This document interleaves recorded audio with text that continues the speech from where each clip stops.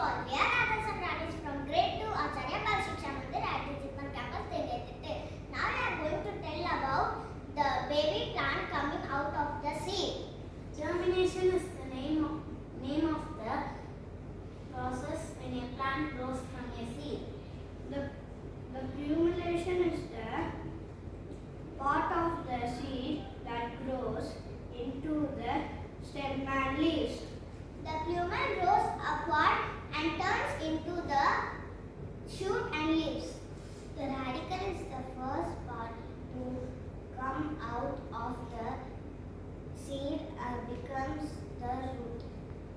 The radicle is growing downward into the soil. Cartilagens give food to the seedling until it can make its own. All seeds need water and